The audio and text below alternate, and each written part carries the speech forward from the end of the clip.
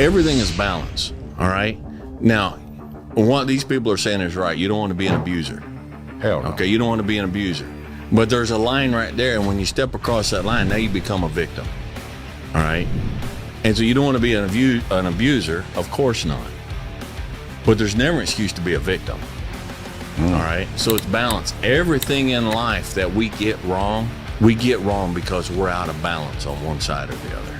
I'm not much wired for being a victim. So what do you tell these youngsters coming up, 20, 21 years old, they lean a little left, they believe, they're using the word masculinity. Right. And usually you hear the word toxic with it. Is there such a thing? As toxic masculinity?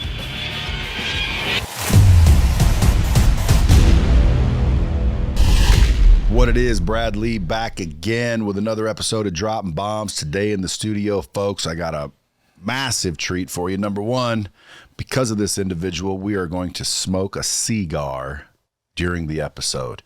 Folks, if you don't know this dude, you need to go to YouTube, check him out. He goes by Dry Creek Wrangler School, Dwayne. What's up, Dwayne Knoll? How you doing? Dude, buddy, how you doing? I'm good, man. Now, I know you guys have seen him. If you've never seen him, check him out on Instagram. You got some kick-ass videos. Well, thank you. Now, how did that all start, by the way?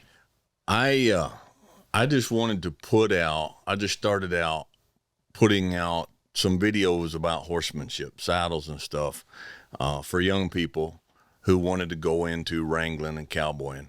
And I wanted to put a legacy out for my grandkids for one day to get on there and say, hey, that was my grandpa. I didn't plan on making money, didn't plan on it being big. We didn't have the actual physical school, nothing. It's just, these young people wanting to go in this and they need some help. Are you like a kick-ass horseman? I do all right. That's my thing. So we, my wife and I said, if we ever hit 2,000 subscribers, we'll be in the big time. But it took off like we didn't plan, we didn't expect. Yeah, you're almost at 1 million. Yeah. And folks, he's not far from 1 million. I'm sure that's going to be a landmark. So I want the Bomb Squad to go freaking subscribe to his YouTube channel. It's called Dry Creek Wrangler. Yeah. That's the YouTube channel? Yeah. Dry Creek Wrangler School. Yeah. And what is Dry Creek Wrangler School? Okay, so first off, Dry Creek, I'm 7th generation Kentuckian. My granddad's farm in Kentucky, where I spent a lot of time, was on Dry Creek. And so it's very real to me, very precious to me. And then wrangling is the job today. Mostly wrangling is people who go to a dude ranch and they want to take horseback rides. The wrangler is a person who catches the horses, saddles the horses, takes care of the horses, guides them out on the rides, and does all. That's a wrangler. And so we started out, I kind of wanted to put some information out there and help young people who wanted to get into that life, who wanted to wrangle. So Dry Creek from my granddad there in Kentucky, and then Wrangler School. And that turned into, why so many subscribers? Because I think you went into like just your opinion on things. Well, they told me if you're going to do this, you need to put out content on a regular basis. Who's they? People that I had talked to who had channels and who knows this internet stuff. Right. And so we were headed to Idaho last year. I was going on a pack trip with my sons, and we were stopping in Wyoming to visit the property that we have the school on now to see if we wanted to relocate. I didn't have a horse with me, but I'm like, I've been on the road for a few days. I need to put out some content. And so I just sit down and I just did a simple video. I think it was like, get off the interstate, slow down, take some back roads. And it just blew up like unbelievably. And I had done a couple before, like how to deal with loneliness. Well, yeah, because the videos I see, you're not talking about horsemanship, really. No. You're talking about thoughts. It started out horsemanship, but on the comments, comment section on YouTube, I got so many young people that would come on and say, what do I do about this? What about this? And I'm like, I ought to kind of encourage them a little bit in that. And so it kind of moved into that. Still during the summer, when the school's going on, I still put out a lot of horse content, horse training content and stuff. But this side has kind of taken over to a degree. That side's what everybody's liking. Yeah. The horsemen obviously like the horsemanship. Right. But like I wouldn't be looking at horsemanship, even though I need it because I've never. Right. I messed with horses when I was a kid because our neighbors had horses, and I'd play them, but I wouldn't say I'm a horseman. But there's a horseman out there that he's like top of the game. All right, I'm nowhere near in his field. By the name of Buck Brannaman, you might have heard of him. He had a documentary out, but he had a saying, "Horses and life, it's all the same to me." And it turns out that horsemanship will teach you about yourself, and it'll teach you about life. You're stepping outside of your knowledge zone. You're stepping outside of your comfort zone. You're having to control your temper. You're having to control your pride and your arrogance, and you're having to control your impatience because you're trying to build communication with something that's like a totally different species and that weighs 1,000 pounds and has a different instinct. And so you've got to learn yourself, and you have to change yourself. And so you can learn a lot. There's a lot of life lessons to be learned from horsemanship. Do you think there's nice horses and mean horses? Like, do they have personalities like humans? They have personalities like humans, but like humans, a lot of that personality is formed and affected by their experiences. There's you and I'm sure, we both know mean people today that were not born mean. Yeah. But life and experiences and just turned them mean. A lot of horses, you meet them and you say, that's a mean horse. Well, it probably is, but the horse is probably not born mean. But, something made it mean, defensive. Something made it mean, defensive.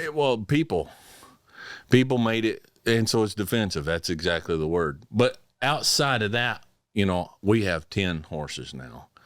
I have a horse that he is the ultimate. If he were a human, he'd be a Sigma male. I mean, what's a Sigma? He's not a follower, and he's not a leader. He just wants to be by himself and do his own thing. So it's not an alpha, it's not a beta, it's a Sigma. It's a Sigma. He lives his own life. He does his own thing, and that's his personality. He's never in the middle of the herd, but he never fights. He never runs away. I just want to be left alone. If I have to do something, I'll come do it. And then I've got some horses that are just very social. And then I got some that are kind of dominant, and you got to stand up to them. Now, when people come out there to learn, and by the way, folks, you want to learn how to ride horses better or even ride, are you for beginners or just straight up? Most of the folks that come out are beginners, have never been on a horse. And where's this ranch at? Out of Sheridan, Wyoming. So you guys want to, and by the way, dude, they say they're a week. You got quarters for them and everything? We live in a stone ranch house, 2-story stone ranch house built in 1898. Everybody stays there. We provide the lodging. We provide 3 home-cooked meals a day. All the horses to tack. That's like an experience. Yeah. Yeah. Dude, you might have to expand that after this podcast. We're already, 2024 is fully booked. We're already no shit. Fully booked. And I've got people asking about 25. Do you think the YouTube channel's the reason? It was built on the YouTube channel. We wouldn't have done it, except I got so many people come on the channel and say, hey, man, if you'll start a school teaching this in person, I'll come. And after we got so many of them, I'm like, you know what? I think we'll start a school. So we did. Well, you would think, especially for youth, kids starting to go awry, it would be a damn good week in the country. It would. And it's, the thing about ranch life, farm life, rural life, the livestock side of things, is you're taking care of something other than yourself. And, a lot of people are in trouble today internally because they're totally focused on themselves. Really? So if selfish, all they can see is their problem. What am I going to eat next? I hate my job. my parents were this. My girlfriend is just dumped me and left. And I don't like what I'm doing. I don't like who I am. And they're so self-focused on their problems. But sometimes if you just take that focus and shift it away from yourself and say, you know what? That animal is not going to be able to eat if I don't go feed it. That animal is frightened. We get new horses in and they're nervous and they're frightened. It's like, and sometimes they can see, and the light comes on and they see themselves in that horse. And they're like, you know what? I'm terrified of what life is and what tomorrow is and from what came yesterday. And I understand how that horse is feeling. And, and so if we help them approach that horse in a way that the horse is, okay, I get it, then it gives some clarity to themselves and their own life. I have a little bit different approach than, so I've watched a lot of your stuff. All right. And I watched a lot of, before this call. I have actually when we Isn't that crazy how the internet freaking brings you together? When we got the call, and is it Mandy? Mandy, yeah. And she said, she gave me the name. I'm like, I don't know the name. So we're in the truck on the way to Vegas. We drove down here from Wyoming. And so my wife looked you up. And I'm like, well, I've seen that guy's stuff before. I know who he is. So a lot of these guys. What'd you think about my stuff? I know you ain't a fan of a few people on the internet. What do you think of my shit? I didn't think anything that you, I didn't think any of your stuff was wrong. There wasn't anything I didn't agree with. I just have a little bit different approach for some of it. Yeah. If you look in this, can we call it a sphere? Okay. Of this, helping young men getting back in masculinity and stuff. All right. There's a message that comes across from a lot of guys. And I'm a big fan of Jocko and, a lot of that. So I'm not against any of that, but I think there's a piece of the message that doesn't come out as often and as clear. All right. If you tell a guy, all right, what you need to do is you need to improve yourself. No, but we're not going to argue with that. I mean, we're all on the same page there. Okay. You need to start working out. You need to start reading some good books. You need to start growing and improving yourself. But if that is the end of the message, then we still missed it. All right. So my question for a young man like that, if he says, you know what, I've started improving myself. I'm reading good books. I'm going to the gym. I'm quit chasing women. I quit doing all this. I'm like, that's all great. Now my question for you is why? What is your end result? What is your end goal in improving yourself? You're improving yourself for what? Well, because you tell me that's what I need to do to be rich or. Right. Well, because a lot of these youngsters right now, they're trying to get rich. They want rich. Yeah. And rich isn't where it's at. All right. Well, it's not a bad place to be. No, it's not. I agree with you 100%. But my thing is like, if you're going to be a good man, it's not enough to be a good man for the sake of being a good man. You need to be a good man so you can better serve and better protect and be better to those that are around you. That's what you call a bomb right there. Is that what that is? That's a bomb. That means people need to listen up, listen twice. You don't need to improve yourself for your sake. I came to a point about 3 years ago where it's like, I couldn't stand me. I look in the mirror and I'm like, dude, I hate this guy. My wife didn't like me. My kids didn't like me. And I was not a likable guy. And I'm like, I need to change. And so I began the change, but I did not begin the change. I did not begin the change so that I could be a better person for myself. Yeah. I need to be a better husband. I need to be a better father. I need to be a better friend. I need to be a better man to help the young people out there And so my journey, and I'm still on the journey, and we're always on the journey till we die, but my journey was not, I need to be a better man so that I'm a better man. Makes sense. Now that you say it like that, there's a lot of people out there they're doing it for themselves. And that's probably why they don't stay consistent and they don't get the fulfillment I think they're looking for. A real man, Brad, a real man is born to serve. Period. And we can't lose that. Masculinity to protect and to serve and to help.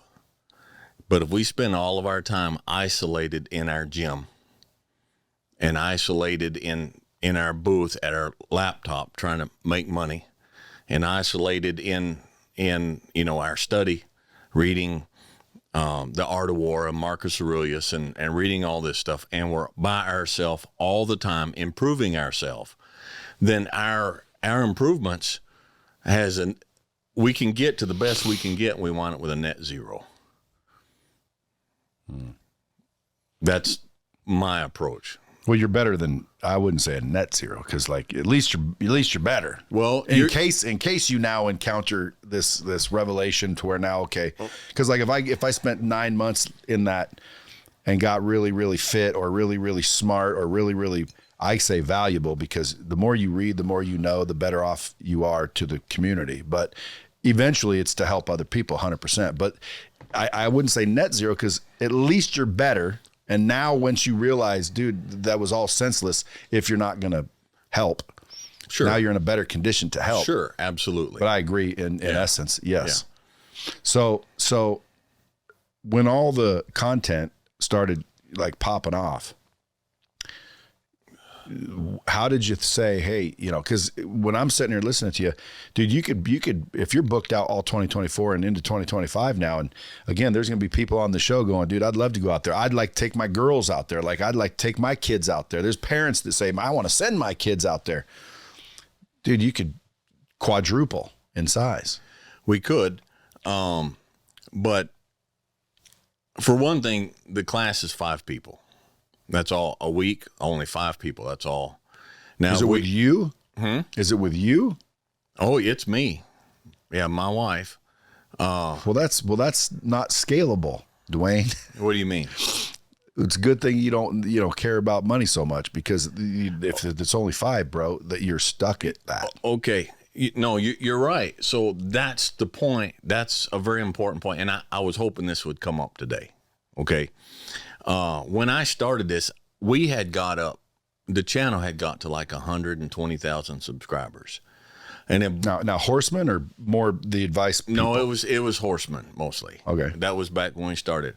My best friend in the world is a computer guy. I mean, how in the world he's my oldest best friend, and that's what he is. All right. And so he's like, you're monetizing that, right? I don't know what that is, man. What are you talking about? He's like, you could monetize this and start getting income. I had no idea.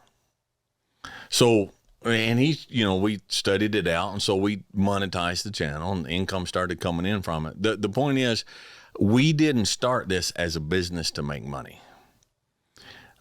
We started this to help young people get a leg up into life. Now, I've been told since we started it, Dwayne, you're not charging half of what you should be charging for what you're providing. And I've had some,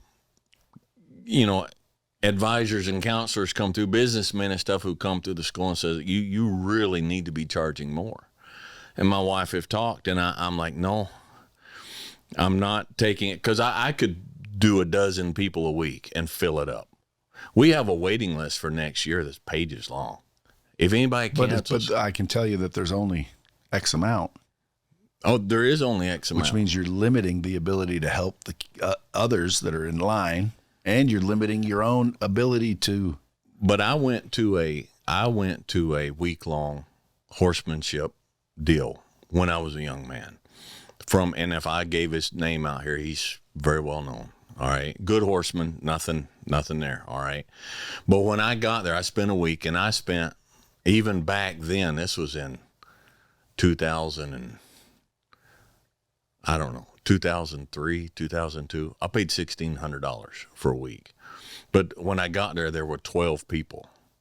And I completely fell through the cracks. I did not get the attention, the help with my horse that I needed. There were too many people. And I'm like, I paid all this money I couldn't afford. I mean, I racked up credit cards and I borrowed from this and borrowed from that because I wanted to improve my horsemanship. And I got out there and I spent a week there, and it was a waste because there were so many people. The guy, like me, he was the instructor. He was the guy. You can't deal with 12 people. You can't give 12 people what they need with horsemanship over a week to make it worthwhile. And so I said, if I ever do this one day and people are going to pay this kind of money to come out, then they're going to get the attention and the service that they need. Okay, can I give you some input? Sure. Now, I'm much like a horseman for business. Mm-hmm. And I'm like Buck Buchanan or whoever you mentioned. Right. I'm a businessman. Right. Now, if I'm sitting here and you said, Brad, tell me, because this is my problem. Right. Well, I would say, number one, doesn't have to be with you. Right. So the reason you fell through the cracks is because one person was trying to take on too much. Right. But it doesn't, why didn't they just get another person? So like you go find some badass horseman to where you're not with Dwayne. That's $16,000 a week. You're with one of Dwayne's basically accredited horsemen. Right. That's $1,600 a week. And by the way, we've got 12. You can go with Bill, Bob, Jim, right. Sandy, whatever the, old cowboy. And by the way, dude, you can make them authenticated, meaning like they don't pass your muster. They don't get to be right. one of your horsemen. Right. But you could literally help 10 times more people, make 10 times more money simply by making you the one. And by the way, you think, no one's going to pay $16,000 to be with me. Yes, they will, because you're the celebrity and that's who they like. And so they want to see you. So you come out, you welcome all the people. Okay. Everybody's grouped into 5. Why? Because dude, you can't have bigger than that. Understood. But you don't have to be just you. Right. Do you? To a degree, and this, I don't want to say this because it could be taken and I don't mean it. But this whole thing is pretty much has become personality driven. Well, sure. All right. They want to be with you. They want to be with Dwayne. Yeah, but that's how you drive up the price. Right. Because like I got guys that'll pay $10,000, $15,000 to come fly with me somewhere. Right. Why? Well, because it's me and they want to hang out with me. Right. So at the end of the day, they're not going to pay that kind of money to hang out with my guy, Ben. Right. It's me, and it has to be me or they wouldn't pay that. Right. But there's a whole bunch of people, because you're not just saying, hey, come hang with me. You're saying, come hang with me to learn horse. Right. So the people that really want to be with you, they'll step up and pay way more than you're charging. Right. And they should. It's your time. Right. And you get to be with Dwayne. But dude, if you told me, you don't have the $16,000, my boy over there, Butch, okay, been with me 22 years, better horseman than me. Yeah. And you'll see me at the dinners and you'll see me around the campfire, but you go with Butch. Right. Dude, I'm telling you, you can expand your business. Yeah. Doesn't have to be you is all I'm saying. Right. I understand. They want you, but dude, that's the supply and demand. Right. So your prices would keep going up. Like they're right now, people pay me $50,000 to go speak at their events. Yeah. And I would have never thought you're going to pay me $50,000 to talk on your stage for an hour. A buddy of mine who does it for a living gets 10. And he said, dude, how do you get 50? I said, well, how do you do it for 10? Right. He said, dude, 10's a lot of money, number one. Number two, people don't pay 50. You're one of the very few lucky, I said, let me ask you a question. When they call you to speak and they say, how much is it? What do you say? He says, I say 10. And I said, I say 50. Yeah. There's the difference. Dude, yeah. I could 10x your business right now. And by the way, it's already booked up, so don't go back and charge them more. But 2025, raise your price 10 times. Get 3 horsemen that are just as good as you if that's even possible. I don't know how good you are, but I'm sure there's great horsemen out there in Wyoming looking for work. Right. And you bring them in. Just three, and start booking the levels. Right. Hey, you got the Horseman Academy, which is led by Dwayne, because then you go kick it off. Everyone goes their way. You take your 5, they take their 5, and you can quadruple your business in 2025. And the people that get you specifically, more money. Yeah. Why? Because it's you, bro. And they will pay it too. They will pay it. You watch, you mark my words, because it sounds like you don't really care. You're just, having fun, helping the kids and doing what you love. But there's also a business element in there, which a lot of people fail to understand, that it's always, they think, it has to be me. I had a guy one time call him and want me to coach him. I don't coach people. I have businesses. Mm-hmm. He said, I'll give you $100,000. I said, when do you want to start? So all I said to him was, well, tell me what you do. He did this, he did that. And I said, well, explain how that works. He goes, on Monday, Tuesday, and Wednesday, I set appointments with all these people. And then on Thursdays and Fridays, I close those deals, and he's making $750 a year doing it. And I'm like, damn. I said, let me ask you a question. Why don't you just hire people to set appointments for you so you can close every day? Right. And his face looked like, never really thought of that. He hired 2 virtual assistants for chump change, taught him how to set the appointments. And he went from 750 to 2-point-something million the very next year. And he thinks I changed his life. And all I said was, dude, it doesn't have to be you setting the appointment. Right. It doesn't have to be you teaching the horsemanship. It's your ranch. They're coming to see you. They're going to see you around. Oh my God, there he is.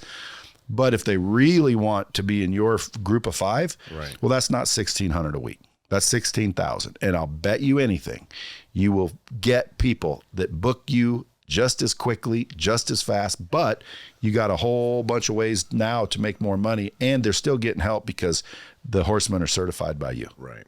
Anyway, there's my contribution to Dwayne. In case you want to, I always say help more people, because that's what I do. Right. I don't care that you're going to make more money. That's a bonus. Right. But dude, you can only help 5 people at a time. Right. And now you're booked out, so everyone else is screwed. Coincidentally, it's how I closed Tony Robbins on our software. He was talking about, how philanthropic he is, and he does. He really does want to help people. Right. And I said, let me ask you a question. How many people come to your events? He said, 10, 20,000. I said, what about everybody else? What about the other 7 billion you can't help? So think about it.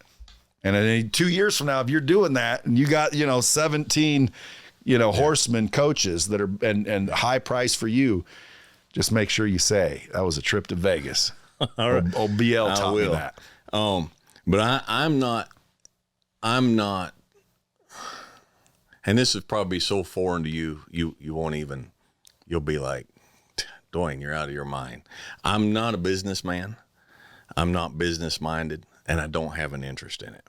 Now, my wife and I, we're making more income now than we ever have. But if I told you what that was, you just, because in this world, it's nothing. But for us, it's like, and we're happy. That's the key. And I'm at peace. I grew up in a family and in a culture and in a circle that was extremely stressful and combative. And I used to be an extremely tightly wound, combative individual. And so one of the major changes I made in my life is to get rid of everything, and I mean everything in my life that causes me stress. Everything. And when I see these type of business things, I'm like, that sounds extremely stressful. It can be. And it's just, for me, where I am personally with who I was and what I'm looking for in the life I'm wanting to live, it's just not the money. If I have the money to do what I want to do, then I'm happy. And that's not hard to do, because I don't want to do a whole lot. Right now on my bucket list, I want to go to Africa and do a safari for Cape Buffalo. All right. I could do that right now if I wanted to. Now again, just the businessman in me. Yeah. You could also charge $25,000 and bring 5 guys with you. Yeah. And they pay for the whole freaking trip, and you pocket $100,000 because it doesn't cost that much. Literally. Yeah. Just how I think. That's because, how you think. Yeah. Well, again, I'm a horseman for business. For business. All I can think about is like, well, how do we scale that? Yeah. How do we make more doing the same thing? Right. But anyway, I see what you mean. And dude, there's a lot of people that want to do just like that. Like, in other words, they're not driven by money and they don't care. But to me, you got to realize with a whole bunch of ridiculous amounts of money, you can do a whole bunch of shit. Right. Right. Now, you used to be a cop, right? I was in law enforcement for a couple years in remote bush, Alaska. They gave you a badge and a gun? Yeah. So the program in Alaska, I was in remote Alaska Native villages way out in the bush. And I was paid. I was officially employed by the Native Association. That's the way they're set up in Alaska. And so I went through the Alaska State Trooper Academy, but for political reasons, technically and legally, I wasn't allowed to carry a gun. Technically and legally. How'd you enforce the law? I counseled people into doing it right. Yeah, and I carried a baton, ASP collapsible baton and pepper spray and a taser and then you got to use your brain a lot more. Yeah. I'm not saying I wasn't armed. I'm saying technically and legally, openly I wasn't armed. But yeah, one of the worst jobs I've ever had in my life.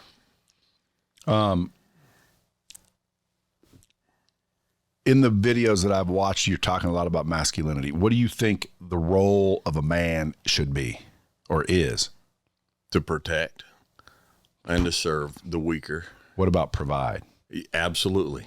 See, Absolutely. That's something I'm big into. And, even the scripture says a man that provides not for his family is worse than an infidel. Does it? Yeah. Oh, damn. I didn't know that. Oh, heck yeah. Yeah. That's good to know. Yes. See, I knew I was right because I get the haters popping up going, dude, you're a simp and blah, blah, blah, blah, blah. And I'm like, dude, listen. Well, what if your wife wants to work? Dude, if she wants to work, great. Well, then can she pay half the bills?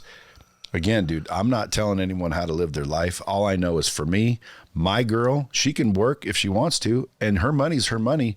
She's still not paying any bills. She's still not buying dinner.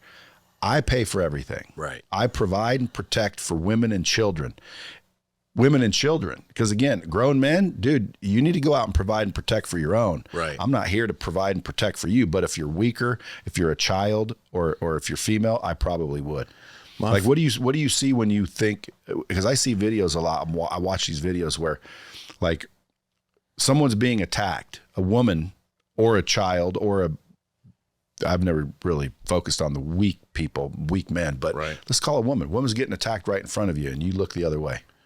What does that make you? You better not look the other way. What does that make you? It makes you a worm. Makes you and dude, you're going to get your ass kicked. So what? Yeah. You got to do something. You have to. How come everybody doesn't know this? Why do you think the world's changing where they'll look the other way? They're not getting this. None of my business. People could get killed. Don't get involved. That's a domestic dispute. And by the way, you talk to a cop, they don't like domestic disputes because, dude, they go to protect. And guess what? The woman's the one that frickin' kills them. I know. I was the only law enforcement officer. I was in a total of 3 different Native villages. At one point, I was 150 miles from the state troopers. I was the only law enforcement officer in that village. 250 people. And I answered domestic violence involving alcohol and firearms by myself. No partner, no backup, no dispatch, no radio. I had a buddy, he was in a different village, and this guy, he was a big Viking looking guy. I mean, just you look at him, you're like, that dude was born to be a cop. And he was telling me he had a call in his village, a domestic violence. Dude was just beating the hound out of his woman, So he goes in there, slam dunks this guy, And so he's got him on the floor and he's cuffing him behind his back. And she grabs a butcher knife from the kitchen table and comes right across the cop's back and just lays his ballistic vest, they're not made for knives. And of course, in just a split second, he's got ham hands and he just turns around and just backhands her and knocks her in a corner across the room and knocks her out, cuffs this guy, goes and cuffs her. But yeah, he was protecting her and she took him with a knife. All right, let me ask you this question. Let's say there's a female, good size female, and she, doubles up her fist like a man and starts drilling you in the face like a man, and, she's beating your ass. Can you hit her? I can. I've never been there. Don't want to. Would you hit her? Yeah. Yeah. So would I.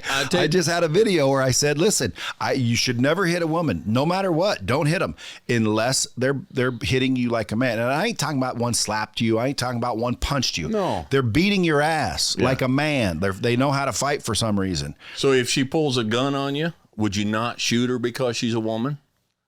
Oh, I'd shoot her and I'd punch her. Well, and everybody went freaking ballistic that I'm some sort of woman beater. And I'm like, dude, listen to the context, because I'm the farthest thing from it. I would protect a girl even if I was going to get my ass kicked. But if a girl, I don't care that she's a girl, is punching you like you're in a fist fight with a full grown man and she's knocking teeth out and bloodying lips, I'm going to punch her. Everything is balance. All right. Now, what these people are saying is right. You don't want to be an abuser. Hell no. Okay. You don't want to be an abuser, but there's a line right there. And when you step across that line, now you become a victim. All right. And so you don't want to be an abuser. Of course not. But there's never an excuse to be a victim. All right. Or listen to that one again. And so it's balance. Everything in life that we get wrong because we're out of balance on one side or the other. And I'm not much wired for being a victim. So what do you tell these youngsters coming up, 20, 21 years old, they lean a little left, they believe, they watch internet all day and they're just not real, like, traditionally masculine, or I say just traditional men, because traditional men, I never really used the word masculine before. It was just traditional. Right. Traditionally, this is what it was, but now they're using the word masculinity. Right. And usually you hear the word toxic with it. Is there such a thing? Has toxic masculinity? No. I think there's toxic humanity. Masculinity has nothing to do with it. There's toxic. If we do that, then there's just as toxic femininity, but you never hear that word used. It's toxic humans. Whether they're masculine or feminine or confused somewhere in the middle, it doesn't matter. They're toxic. But being masculine does not make you toxic. There's no toxic, in my opinion, no toxic masculinity. But there's just toxic people who are just putrid on the inside. And they use their masculinity or their femininity as a weapon to bring that out and to justify that. But they're just rotten on the inside, regardless of what gender they are. So no, I don't think there's toxic masculinity. What do you think of the public school system? We homeschooled all our kids. From the beginning? From the beginning to graduation. I would not. Because of that? Because of, no. Because sometimes, especially out in the middle of Kentucky where, shit, dude, you have to drive 19 miles to get to the damn school. Is that how Kentucky is, by the way? When I hear Kentucky, I think of freaking yeehaw. How you doing there? I went to public school and I spent in Kentucky hours on the school bus of a morning, going through the hills and around, picking everybody up. Couple hours on the school bus, go to school for 8 hours, and get home at 5 or 6 o'clock in the evening because there's another 2 hours on the school bus, to get back home. Yeah. But we didn't. I'm a Christian, and I believe the Bible, man of faith, and I wasn't going to have my kids taught evolution. I don't believe in it. and taught all this stuff and changing I'm a student of history. You know, the public school systems are changing American history. And there was just so much. I'm like, you know, I don't want my kids in that. And now today, definitely with all this gender swapping and everything, I would not put a child in public school system today. Do you think it should be against the law for the school system to even talk about gender? I think the public school system should be there to teach reading, writing, arithmetic, science, auto mechanics, shop, finances. This should be there to teach people, and the religious, societal, cultural beliefs should be up to the parents. It should have nothing to do with the school system.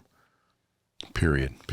I agree. And to technically, unless I wasn't aware back then, which I probably wasn't, that's how it was when I went to school. That's how it was when I went to school. Yeah, they didn't talk about genders and when they say, you know, do you know that you could, again, I mean, listen, I'm one of the most laid back, fair people on the planet. I don't care if you're gay. I don't care if you're a transgender. I really don't. I mean, if someone walked in here and they were transgender, I wouldn't think, oh my God, get away from me. I don't care. Good for you. But you don't present those opinions and options to children. Let them figure that out on their own. Why would you present it to them? You take a child, and I raised 7 kids, all right? So you take a 6-year-old or a 4-year-old and say, what do you want to be when you grow up? I want to be an astronaut. All right. 2 days later, I want to be a cowboy. You know, next week, they want to be the president of the United States. They don't know who they are. They don't know what they want to be. They don't know life yet. They don't know the world yet. They don't know anything. And now you're asking them something as basic, what gender do you want to be? I mean, it's just, as an adult, if somebody says, you know what, being a man's too hard. I think I want to be a woman. Well, that's your business, Cat. You know, it's none of my business. I don't care. It has nothing to do with me. Do what you want to do, you know, but leave the kids alone. Leave the kids alone. That's why I pulled mine out of school. Yeah. And I did it recently because, you know, there's a lot of people that homeschool their kids because that's more convenient, but it's not about, well, I don't want them learning this stuff. It's just, hey, that's more convenient. Well, they're lucky because, dude, these schools, and I had no idea, they are literally trying to make sure that these kids understand these things. There's books that I saw in our private school, books that had, for kids, had stories about gay sex. Like if you read the book, you'd be like, that's almost freaking porn. But it was in the school, and they would freaking let the kids read it. Like, dude, that is to me an agenda behind that. If you made a movie and put that children's book into a movie, it would have an R or an NC-17 rating, and the child would not be allowed to watch the movie. Yeah. But we're putting it in a book in the school, and the kids are coming out of school, and they can't read, and they can't write, and they can't do math, you know. But they're introduced to all this. It's so backwards and so upside down. Yeah, so this is the part where I just don't understand. Who's in charge? Like, who's allowing this? Like, you know, there has to be like school boards and superintendents and people saying, you know, yeah, that book's okay and that book's good. I saw a video on YouTube once where I guess it was the mayor or somebody that was telling the school board, I'm gonna issue arrest warrants for you guys if this doesn't change. Like, where's those people? Because, dude, you talk to normal, regular, everyday folks, they agree with us. You talk, how is the whole entire school behind it? The leadership. It's easy to fix. How do you fix it? Money. You say, Dwayne, how about money? That school gets paid by the federal government for every child enrolled in that school. If all the real good, normal people, the parents, said, forget this, and if they all pulled their kids out of that school and the school had empty halls, the school loses massive amounts of money immediately. And money's everything. And so the school says, oh, I need you guys to come back. And parents are like, we're not putting our kids back in that school as long as those books are in the library. That teacher's there teaching this. Well, if there is no students in the school, it won't be long. There'll be no school. And so you say, where's the money? The money is in the student. They get the money from the federal government. Well, if we take that child out of school, they don't get that much money. And it's a lot of money. But you can't get all the parents to do it. You can't. And so if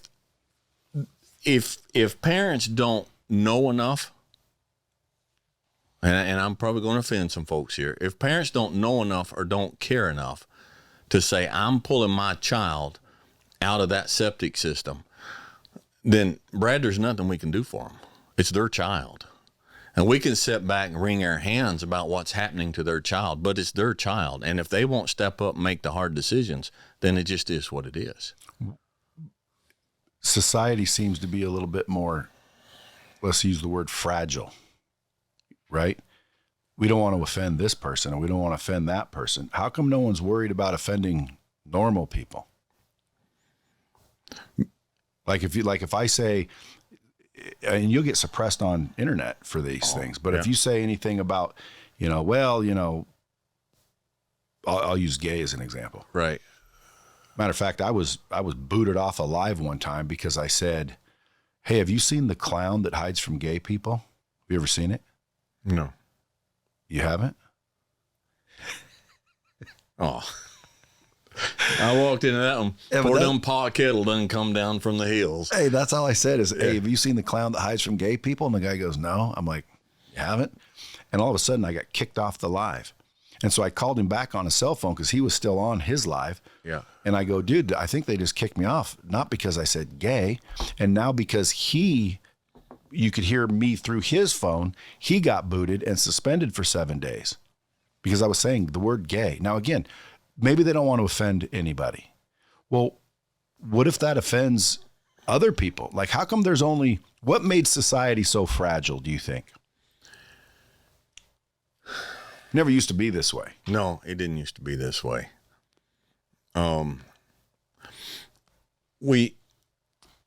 Guys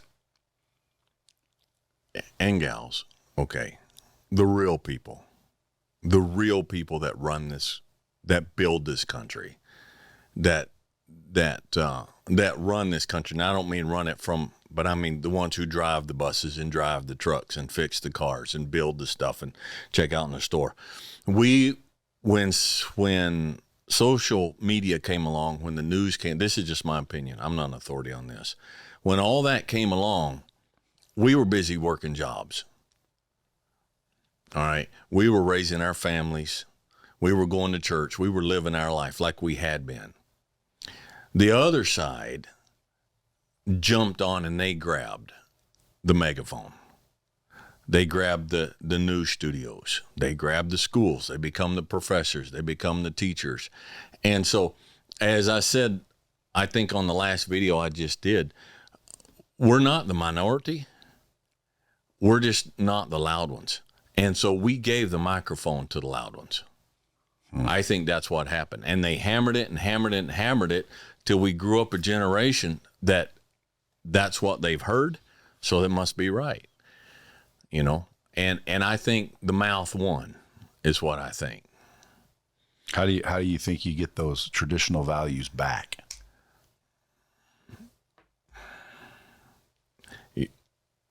I don't think we do. World's changing. Name one nation in the history of the world that ever rode to the heights, rode that circle over and crashed on the other end and came right back up again. None. No, history says we're done. A lot of people don't like to hear that. All right. You and I, we're not going to change this country. We're not going to turn this country around. But what I try to do with my channel, with my podcast, with the guys who come out, I won't even try to change this nation. I'll try to change you. One young man. It's like, look, have you thought about this? Have you seen this? And if I can change his outlook and his view, that one, then I did something, you know. But this country's not, we're not going back up to what we were. I don't care if Trump gets in or not. All right, we're not changed by who sits in office. We're not. I agree. We're not going to turn it around. Are you a Trumpster? I voted for Trump both times. I don't get into politics on the channel for specific reason, but yes, I did. Do I like Trump as a person? No. Would I invite Trump over for coffee and a cigar? No. But do I think as the nation's chief executive, he's the best of all the options? Yeah, he's a businessman. And he does have guts. You can't take that away from him. Yeah. And he's been right about a lot of things that everybody screamed and said he's lying. You know, he's the Russian collusion. It's all been proven to be lies. You know, not his lies. Everybody that said he was doing this, I mean, he's been right. And this country was better off when he was president than we dang sure are now. Well, that's a fact. Do you think he's going to win again or no? No, I don't think there'll be an election. Really? No. What do you think's going to happen? I think they're going to keep pushing stuff until they start something big enough that they can declare martial. The war powers skip the election, at least this time around. I don't think there'll be an election. Well, I think if that's the case, then there's going to be some sort of freaking uprising. And because, there dude, might be, there's a lot of people that have woke up. There are. And a lot of them used to be the Democrats. Yeah. You know, I know Democrats that are like, dude, for the first time in our lives, we're voting Republican. Yeah. And I keep trying to tell people, it's not Republican or Democrat. It's people. Like, you got to look at the people, because I could be a Republican and go fall for the stupidest shit and do the stupidest shit just because I'm a Republican. Right. And Democrat too. They could do good things just because they're Democrat. Doesn't make them bad people. You got to look at the person. Right. And I think we need a businessman or woman. We need someone that understands business, because, dude, this country is a business. All the foreign affairs, that's a business. The reason we're going to Ukraine and all these other places and the shit that we do, it's business. If people don't get that, it blows my mind. It's business, man. It's money laundering. It's freaking lining pockets. It's freaking paybacks. It's backroom deals playing out in real life. And the regular people like us, we see the news. Oh, we're going to war. Well, what for? Well, this guy did this. Oh, that son of a bitch. When in reality, that's bullshit. Yeah. Yeah. We're going to war because they got oil and we want it, or they got this and we're doing that. What do you think the average, and I don't care, Democrat, Republican, Libertarian, I don't care, the average blue collar working man, working woman out there in this country, the bottom line foundation, what do you think they want from their government? The number one thing, what do you think they want from the government right now? I would say the truth. If you're asking me, because I put myself in the regular person category. Right. I want the truth. I want the truth regardless of who it offends. I want the truth. Then I can make my own opinion. But, dude, I don't know what's the truth. And that's the biggest problem, is you don't know what to believe. If everyone just said this is the truth and you could bet that is the truth, then what it is what it is. If a majority of people say, hey, we don't like that, and I do like it, and the majority says they don't, well, too bad for me. Right. And vice versa. At the end of the day, I need the truth. So that's what I would say. What do you think? I think they want the government to get their foot off our neck and leave us alone. I think we want the government to leave us alone. Well, you know, originally that's how it was designed. That's how it was designed. And people don't realize the first 3 federal rules and the only federal laws were no counterfeiting, no bank robbing, and no horse stealing. Now there's like thousands of federal laws. Yeah. It's not, I don't think that the truth is the answer. This is why. All right.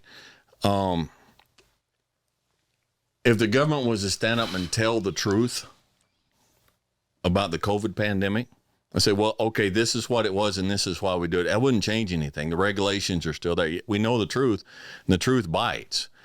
All right. If they get up and tell the truth is we're trying to take control of all your food source. We're trying to take control of your liberty. We're trying to take control of this. That's the truth. Okay. Well, now I know the truth and it still doesn't help me. What I want you to do is I want you to go away and leave me alone. I want you to get your foot off my neck. I want you to quit with the regulations. If I want to drive a 1-ton dually diesel pickup truck without DEF, okay, I want to do it. And I want you to leave me alone because I'm not buying the climate change stuff.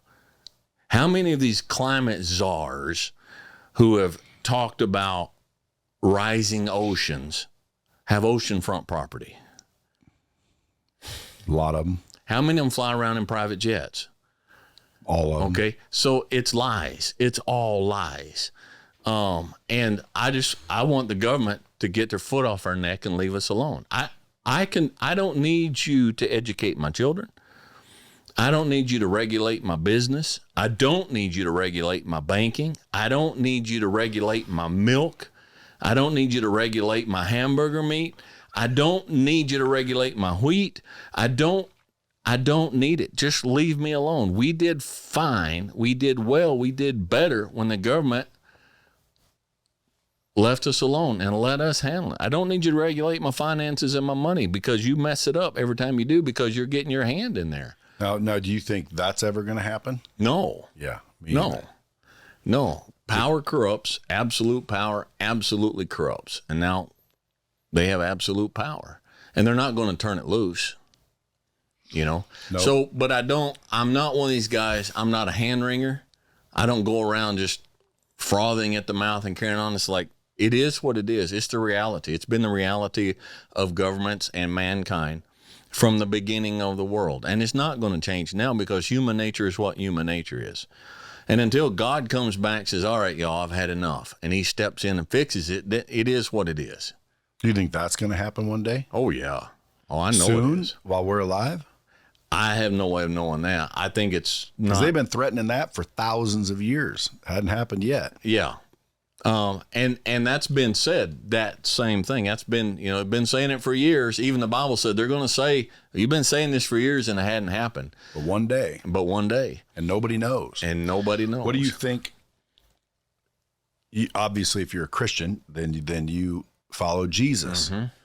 Do you know his real name? Depending on the language? No, his name. Well, in Aramaic, what's his name? Jesus. So you're talking about Yeshua? Yes. Yeah. That's his name. Yeah. That's not it. When they again, dude, if you believe in God, well, then you believe in the devil, yes or no? Oh, yeah. Okay. The devil will deceive the entire world. Does it not say that in the scripture? Absolutely. Okay. So, and this is always a big debate because everybody, I've seen demons cast out in the name of Jesus. Listen, if I met you and I said, what is your name? What would you tell me? My name's Dwayne. Because that's your name. Now, 1,000 years from now, someone will be like, oh, you met old Dry Creek? And everyone started calling you Dry Creek. They know who you're talking about, but that's not your name. What was your name? Well, Dwayne translates to Dry Creek. No, it doesn't. No, it didn't. But it didn't get translated. Here's what happened, because I researched it. What happened was they were trying to basically translate the Bible to Latin and Greek. Right. So they didn't have the right sounds and letters in the language, and nobody would have understood Yahshua, because that's what his name was. Yeah. It wasn't a J back then. Right. And so they said, we're going to, it's called a transliteration. Right. We are going to basically change it so they understand what we're talking about, which may be innocent, but that's still changing his name. So let's say nobody would understand Dwayne, so I'm going to call you Doc. People will understand Doc is an old cowboy with traditional values, big old beard, smokes cigars. They'll get that. Right. But they won't get Dwayne. They just won't get it. So I'm gonna say his name was Doc. And now thousands of years later, everybody's saying Doc, Doc, Doc, Doc, Doc. When in reality, what was your name? Your name was Dwayne. So his name was Yahshua. It wasn't translated. It was changed. Now, the trippy part that I discovered was one of the 10 Commandments says, thou shalt not take the Lord's name in vain. Now, vain, people think like, God damn it. Well, God is a title. It's not a name. And vain doesn't mean that. Vain means to make meaningless or useless. That's the definition, and that's the real meaning of the word, to make meaningless or useless.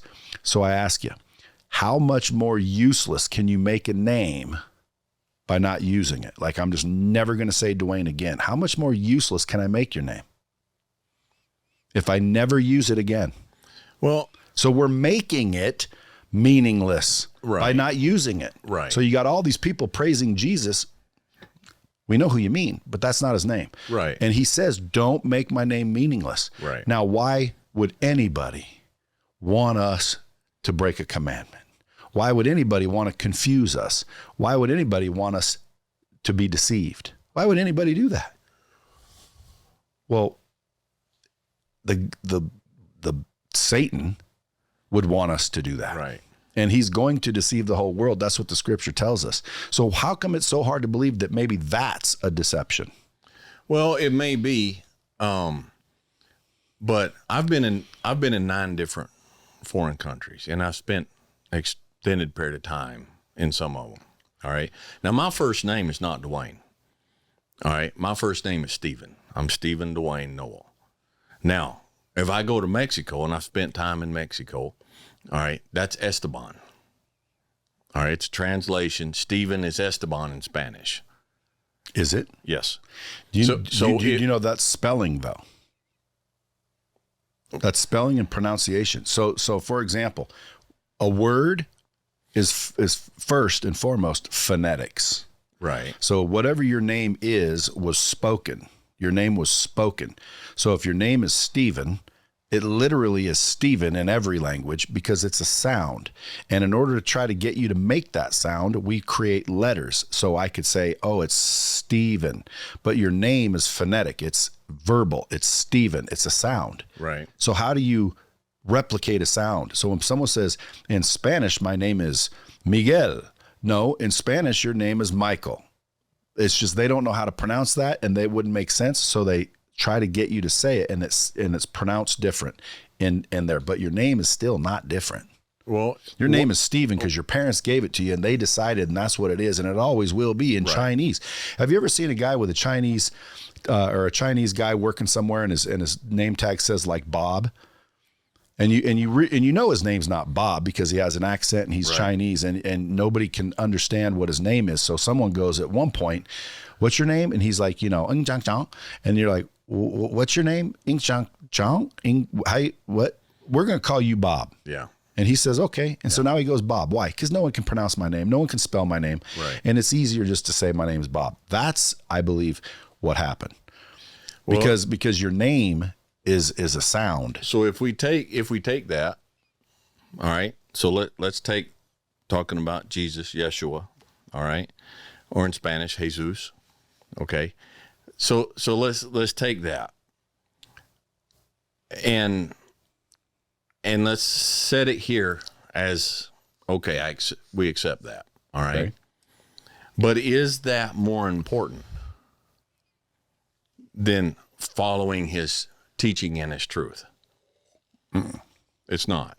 Well, I mean, we'll find out, but I don't believe so. Yeah, okay. I believe following, like, in other words, I don't think that everyone calls him Jesus going to hell. Right. But I do believe that they're being deceived. And I do believe that they're technically going against some of what he wants, because he says, don't make my name meaningless. And by the way, that wasn't even Jesus that said it. It was God, which is Yahweh. Or Yahuwah. Yeah. And so and again, this is just my belief.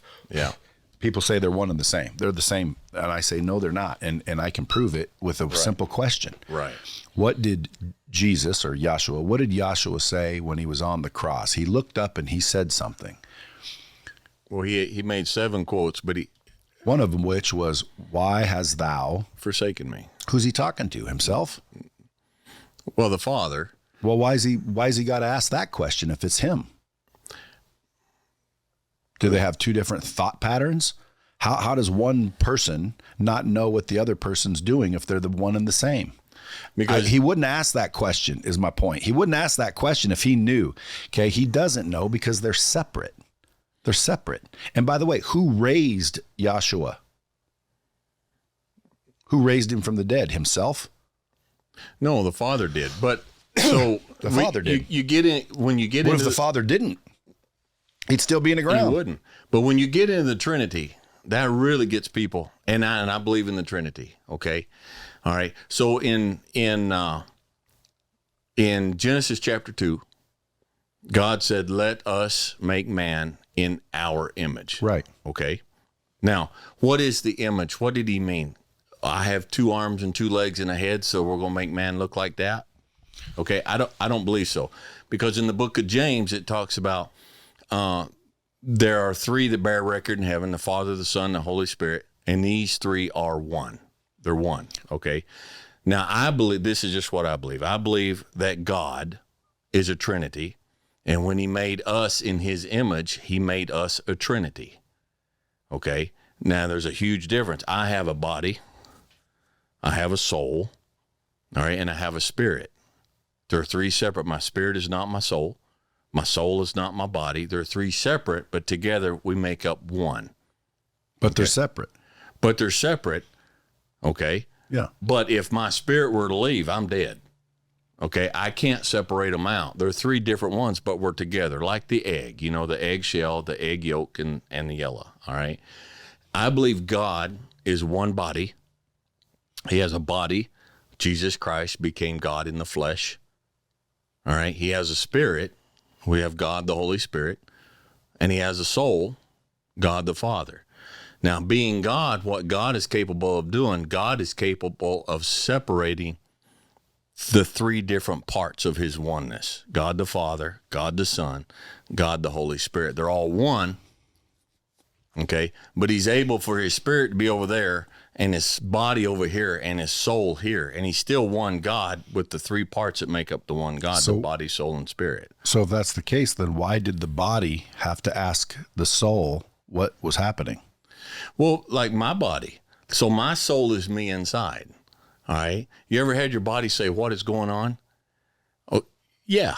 I've never had it say what is going on. Well, but you have. So the first I've had the body do some shit I didn't know what was going on. Okay.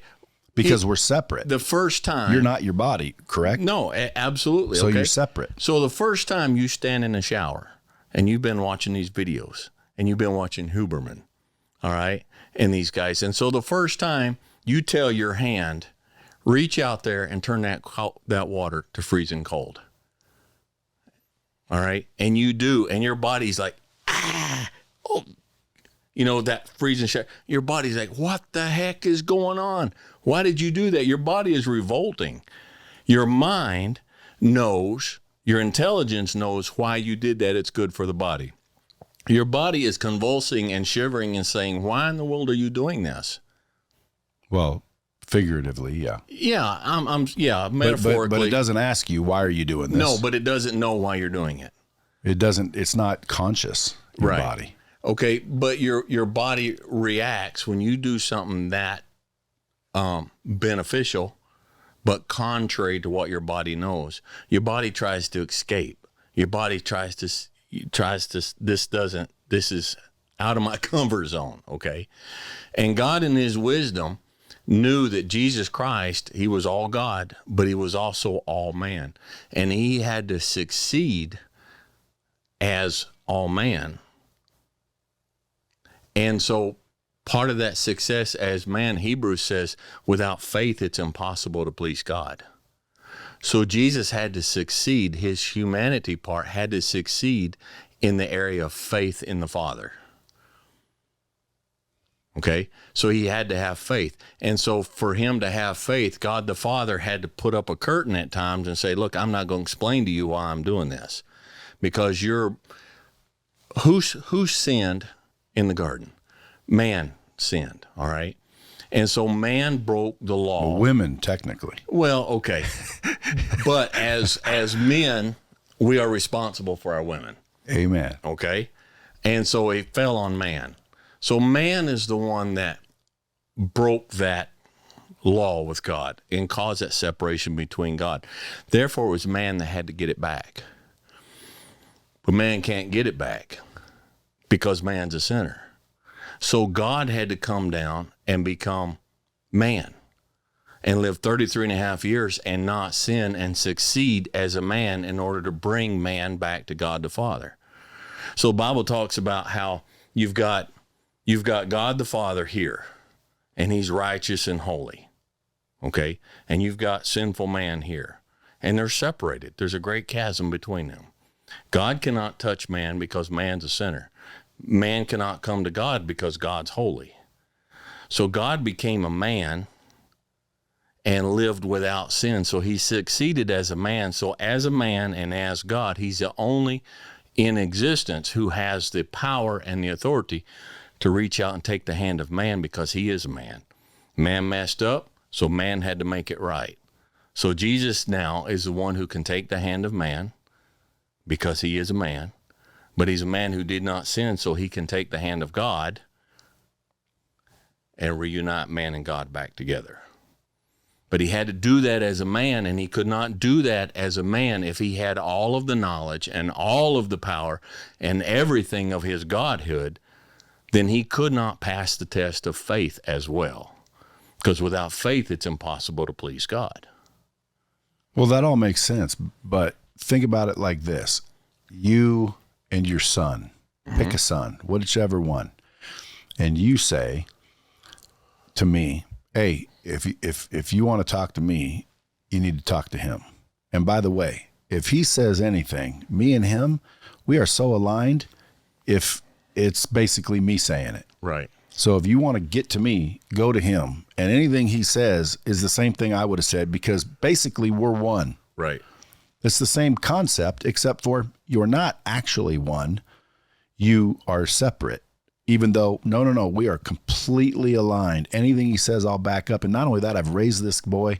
Everything he thinks is exactly what I think. Everything he does would be exactly what I would do. So you're wasting your time coming to me, because if you come to him, you're coming to me. So when you tell him something, you're telling me the same thing, basically. Think of it like that. Now, that makes sense. Why? Well, because technically you're separate, but I understand you're both aligned, and I hear what you're saying. You're both aligned.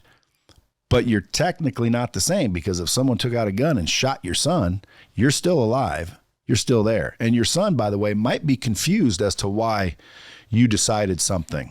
Your son might go, well, Dad, why'd you do that? Which, again, that's what Jesus said. He said, why are you forsaking me? Well, that's because they're separate, technically. Yeah. I believe. And again, I may be wrong, and I may die being wrong. Well, and nobody, if we had a full, complete understanding of the technicality and the workings of the Trinity, we'd be as smart as God. And in the old days, the council of churches, guys burnt each other at the stake over this subject. And would I be burnt, you think, by saying what I'm saying? Not by me. But I mean, like by the... Oh, back then, yeah. Yeah. But then so would I, by the other side. And so what you and I, we come to the place where, like, I don't fully understand it. I don't have the mind of God. And you don't fully understand it. You don't have the mind of God, But we work it out as best we can, but we have complete faith in what Jesus Christ did, and we have complete faith in the wisdom of God. That's where faith comes from. God, I don't understand how this works. I don't understand why this works, but I trust you. Faith is the evidence of things hoped for. Let's see, I'm gonna misquote that. Substance of things hoped for, and the evidence of things not seen. I don't fully understand it, but I know that Jesus is God. And I know that he was a man. I would agree that I believe Jesus is of God. John 1:1, in the beginning was the Word, capitalized. Jesus called himself the Word. Yeah. In the beginning was the Word. And Word was with God, and the Word was God. Now, I got an explanation for that, because everyone always says the same thing. Well, how about this? How do you explain that? And you're going to pull up translations. No. There's nothing translatable. That's not pronunciation, translation. He said that. Yes, he did. Okay. Imagine if there is no time. No time. Okay. So in the beginning was God, and was Jesus, and was the Holy Spirit. Well, then how do you explain that? Well, there's no time, because the beginning and the end, there is no time up there. Or there. So he was there in the beginning, because there's no time up there. So it's all the same. Which, by the way, makes me go through a thing I thought one time. Imagine if you died and everybody's sad that you died, and I'm sure you're sad you don't get to see him, and you're going to go up there and you're going to wait and you'll see him when they get there. Right. But if there's no time, imagine when you die, everyone dies. Even though hundreds and thousands of years pass between the two, but when you die, there's no time. So when you open your eyes and realize you're dead, so is everybody else. Well, isn't that crazy to think, though? Think about it. No time. That means if I die, everybody in my family that's already died, and my dad died X amount of years ago, to him, I'm with him right now. Right. We're all together. So you go from one place to the next, and we're all together there because there is no time, which means, yes, it took 80 more years for you and your son to reunite. But in reality, there was no separation to begin with. Why? Because there's no time there. And if there's no time there, well, then it makes sense that he said in the beginning was us, and it's always going to be us. What? So how do you explain that? There's no time. Well, what's the first three words in the Bible? In the beginning. In the beginning. All right. In the beginning, God created the heavens and the earth. That's when he created time. Why didn't he say we created it? Because all of God did it together. If we look at the Trinity, remember Jesus, in my explanation of the Trinity, Jesus is the body, soul, and spirit. Jesus. So everything physically that he physically did was done by Jesus. So let's go back to John 1:1. In the beginning was the Word. In the beginning. Okay, so let's look at it when creation happened. When creation happened was the Word, and the Word was with God, and the Word was God. Now let's keep going. All things were made by him. Whom? The Word. Without him was not anything made that was made. That's the continuation of those verses. So what that verse is saying is Jesus is God, and the God of the Old Testament that created the heavens and the earth in the beginning, when time began, that was Jesus that made that. Jesus was the third of God that did the physical creation. In the beginning was the Word, Jesus Christ. So he's saying, look, guys, you need to understand that Jesus is God, and he's always has been God. Jesus is the incarnation of humanity that we see today and know as Jesus. That's the God that stood on the portals of heaven back in the beginning and spoke into existence, time, space, matter, the heavens and the earth. Well, you got me thinking, so I'm going to go research that. However, nobody has yet been able to explain to me why we changed his name. Because we changed his name. It's not a translation, and it's not a transliteration. Someone straight up changed it. And my question is, who had the authority to do that? I don't. A man did it. Well, a man did it. Okay, so what man had the authority to change his name? And by the way, you go back to the original scriptures in Aramaic and frickin' Sanskrit and like old shit, not the Bible. Right. And by the way, who wrote the Bible? Man wrote the Bible. Has there been omissions in the Bible? Yes, people know this.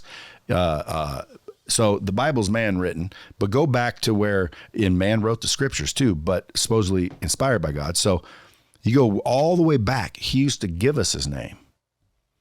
Many, many times we had his name. He said his name. He told us his name. Matter of fact, his name was a gift to us, and we were to call upon it. Right. And then somebody changed it. Right. So how do you call upon a name if you don't have it? You can't.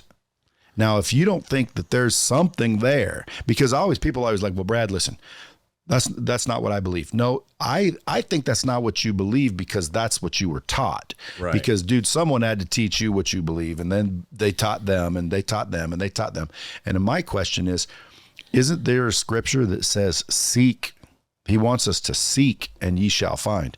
Listening to your pastor and saying, oh, okay, that's what happened. That's not seeking. That's not seeking. I agree with that. So I'm going to go seek in the beginning because I haven't really, I don't have an argument for that. I just have some theories. I have an argument about his name. I do not believe anyone that doesn't know his name's going to hell either. I don't believe that. Right. I believe, just like if a little baby, like an innocent baby that's never been taught, I don't think they're going to hell. But at the end of the day, I believe at some point, man changed his name, and I think that was a trick. So we didn't know his name. That's what I believe. Right. And so when I found out his name was Joshua, I just say Joshua now. Why? Yeah. Because that's his name. And if you met him, he would not say, hello, my name is Jesus. He wouldn't say that. He would say, my name is Joshua. And just like if you met a Chinese guy, he would say, my name is Ong Chang Chang Ming Wang, or whatever his name was. Right. He wouldn't change it. Right. And if you met Joshua face to face, you met him. Let's say you died, came back, and you met him. And you said, I met Jesus. He said my name was Jesus. I doubt that you met him. Why? Because he wouldn't have said that. So he would have said Joshua. So what is the name? What does the name actually mean? God is salvation. Okay. All right. There's your missing point. And by the way, in Scripture it says, "My child will come." And by the way, he said Joshua in the Scripture. Right, He didn't say his name was going to be Jesus, but you read the Bible, it says he said his name is Jesus. No, it didn't. No. Someone changed that a long time ago. And by the way, they got rid of the word Yahweh or Yahuwah and replaced it with God. God is a title. Right. And it is not his name. So So he used to give us his name. Yeah. So what does his name mean? Well, Joshua's name means God is salvation. Okay. So his name is God is salvation. That's what it means. Okay. His name is Joshua. Well, God told Abraham, or it was Moses at that point, what is your name? What shall I tell them your name was? Yeah, Moses. And he said, I am. That's my name. My name is I am. Now you'll say it like this. So if Joshua is God is salvation, and we call upon the name, we call on his name, we call upon the fact that he is our salvation, not our good works, not a church, not a denomination, not this, not that. We call upon the fact that that is my salvation. That's calling upon his name. I'm going to go do some more seeking. Okay. What would you tell a bunch of youngsters listening to this to give them something to think about as far as becoming a man? I'm glad, as far as becoming a man. Or anything. What would Yeah. you tell them? I got a lot of youngsters that follow me.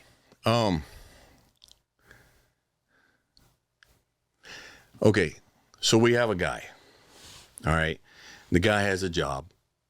The guy's job is he's an ambulance driver. That's his job. He's been doing it for 20 years and he's good at it. He drives to save people's lives. All right. That's what he's done. Don't know how many people he rushed to, put them in the ambulance, drove them to the hospital, saved their life. Okay. One day, really bad day, couple of bad car wrecks and stuff, and he's kind of fried up like you get at the point. He stops at the bar on the way home. And he has a couple drinks. All right, just trying to relax, trying to chill. All right, he has a couple drinks. And finally he goes out and he gets his own personal vehicle and he heads home, and he goes to a stop sign and he hits a car with a mother and two little kids in it, kills them. All right, so he gets taken before the judge for drunk driving. And he stands before the judge, and the judge says, what do you got to say for yourself? And he says, this is what I think. I think you should take my 20 years, all the good that I did with my driving, and I think you should put that into scale on this side. And I think you should take the one time, the one instance here where I broke the law in driving, and you should weigh it out, and you should just drop the whole thing and send me home. Would that be a just judge? In my opinion, According to law today, the law today. well, again, according to the law, no. Okay. But again, in my opinion, I would factor that. Why? Well, because it's true, but I wouldn't say you get away scot-free, because you got to be, there has to be a consequence. You of some can't kind. factor it. You cannot factor it. But if I'm a judge that's following the law, no. What is the judge judging? A judge, Whether he did it or any not. judge. The judge is judging wrongdoing. Whether he did it or not. Okay. The judge does not judge your good deeds. Right. He's only judging the breaking of the law. Yes.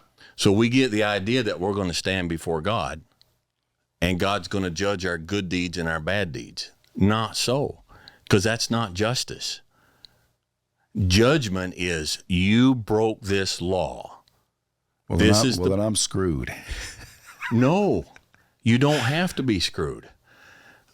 That was what Jesus dying on the cross, he paid the penalty.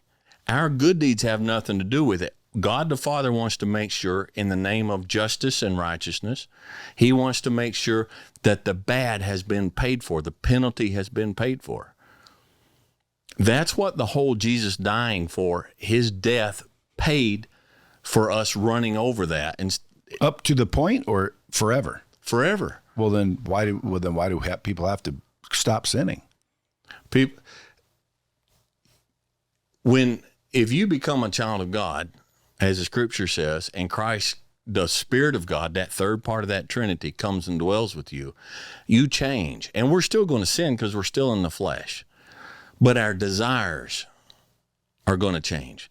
And now you become a child of God. Now, if I have two sons, if I have a son and he's playing out in the yard with another daddy's kid and they get in trouble, all right, they mess up, I'm going to call my son in and I'm going to punish my son. I'm not going to punish that boy. He's not my son. When we become a child of God, he will discipline us to get us back while we're still alive here on earth. We are directed by him because now we're his sons. Scripture says if you're not his child, then are you no longer son? He talks to people in a church. I think this was in Corinth. I may have that wrong. And he says there's people in the church that are doing wrong on earth and they're not suffering for it. And this is really bothering you guys. You guys need to not be bothered by that. Because I chastise, I spank, I punish on earth those who stay in sin willfully and deliberately after they become my child because they're my sons. If you see someone who lives the way they want through life and I'm not punishing them, they're bastards and not sons. They're not my kid. I'm not going to worry about it. They will deal with that in eternity. But here on earth, so we live like I'm actually his kid. And I don't want to bring shame to him. I don't want to defame his name any more than I want one of my sons to defame my name. So it changes how we live here on earth, and we're not alone, and we're somebody else's kid now. And that's the difference. That's the difference in that. And then in eternity, when I die, God is going to be, you trusted. I came down, sent my son to pay for your sin, and you didn't spit on it. You didn't say, forget it, I got this. I'll take care of this myself. You believed in what I said, and you believed in him, and you honored the sacrifice that my son made. So the wrongdoing that you would stand before the stand before the judge and get judged for, all right, that penalty has been paid. He paid it. Therefore, come on in. Come on in. And so I don't earn it. I don't earn it by being good. I don't earn it by reading the Bible. I don't earn it, period. I simply believe in the one who did earn it. And he says, Daddy, I paid. So all the Muslims and the Jewish and the Buddhist and the Kabbalahs and the freaking Kwanzas and all the various religions that are out there that do not believe in Jesus, are they all done? That's what Scripture says. God is salvation. The call upon the name of God is salvation. All right, the Yahweh. And if you guys ever want to call upon Jesus' name, his name was Yahshua, FYI. Okay, but God the Father, God's not that petty. Listen, I'm not saying he is. I know. But if you came to me and you said, came to me and you said, listen, and by the way, now that I know your name's Stephen, and you say, no, call me Dwayne. Well, then I'd call you Dwayne. But if you said, if you know my name, give it to the ranchman at the gate and he'll let you in. Right. And I drove up there, I'd say, I'm here to see Stephen. And if he knew you, Yeah. he'd say, come on in. Right. If he didn't know you, he'd say, there's nobody here by the name of Stephen, and not let me in. Right. And I'd say, well, yeah, but Dwayne, Dwayne. And this guy really knows you, and he knows your name's not Dwayne. He knows your name's Stephen. And you said, anyone that knows my name, let in. If they know my name, they know me. If they don't know my name, they don't know me. Because how do you not know him if you don't know his name? So the only reason I keep preaching Yahshua is so people know his name, because if you're ever asked, if there's ever a time, and it may be at the gate, and it may be, I always wonder, why is there a gate in heaven? Like, doesn't God control it? Why does he need a gate? And then why are people so upset that we want a gate in the United States? Like, dude, he's got a gate in heaven, for Pete's sake. But I just want people to know his name. And I don't want them to take my word for it. I want my words to inspire people to seek for themselves and think for themselves and go find out for themselves. So I'm not the one, leading people astray. Because if I'm wrong, dude, then I was taught wrong. And I don't believe I'm going to be punished because I did what I thought I was supposed to do. Right. And I think, at the end of the day, if everything's true, and people always say, well, Brad, you say if like you don't believe. Well, again, I say if because I might be wrong. Right. That's not unbelief to a degree. That's humility and knowing that I'm capable of mistakes. I don't know everything. And dude, I don't believe anybody does. Even the most zealous, this is the rules. And the Bible means this. This is what it means. You don't know that. That's just your interpretation. Right. And by the way, I always wonder, where'd your interpretation come from? Who taught you that? Because dude, how did this person, no one taught me that his name was Yahshua. I learned that by seeking. And I'm like, whoa, that makes sense. Right. And then when I read certain scriptures, when I take out the title that they put there and I put his name in there, then it makes much more sense. Right. So it's almost like his name even freaking clarifies scripture. Right. And it's like, whoa, like that's magical almost. Gives me the chills when I think that, because there's some scriptures that mean they're confusing unless you put his name in there. Then all of a sudden it's not confusing. Like, my name is the Lord, that is my name, and I will share my glory with no one. Right. My name is the Lord. That's a title. That's not his name. But if he said, my name is Yahuwah or Yahweh or whatever, whoever's saying it, that is my name, then it makes sense. Right. That makes sense. But it doesn't make sense when he says, my name is the Lord. We wrote that. We changed that. That used to say his name, by the way. Okay. If you go back, the scripture actually had his name. Right. Where now it doesn't. So again, put his name back. And by the way, coincidentally, he wants you to. He wants you to call upon it, sing to it, give praise to it. Why is it gone? Why did we get rid of his name? And again, we didn't. I believe he did. Right. And it's one of his tricks. And I believe that in Revelation it says the whole world will be deceived. And by the way, earth is Satan's domain. Yes. Okay, so we are all in his domain. Is it so hard to believe that he might trick our asses to stop using his name, because he wants us to know it and use it, and he wants us to not know it and use it, so he tricks us to think it's something it's not? So now everybody that's saying a name that they think is him isn't really his name? That's possible. See what I mean? That makes sense. It's possible, but at the same time, Scripture says he is not willing that any should perish, that all should come to repentance. God doesn't want anybody to perish. How'd this turn into Bible study, by the way? I don't know, but I think it's kind of cool. And I get people write to me. My name is Dewayne. They get Dwayne, Dwane, Dewain, Wayne. I know who they're referring to, and I answer them all. But that's misspelling. Okay, but what if you got a letter that said, Tom, I saw you on YouTube. I get Dwight, but I know who they're talking to, and so I answer them. And I think that's how he is as well. Yeah. So again, I don't think if you don't know the name, you're screwed. I just want you to know the name. Sure. And it may save your freaking soul. I don't know. It could. I mean, I want you to know his name. But more importantly, I want you to know him. What if you walked up to the gate and he said, "What's up, buddy? Who are you here to see?" What would you say? Jesus? I could say God, because he is God. That's a title. What's his name? I am is his name. I mean, I would look at you. I would look at you if I were the guard, and I would say, "Do you know his name?" I know a lot of his names. Would you start trying to get it right?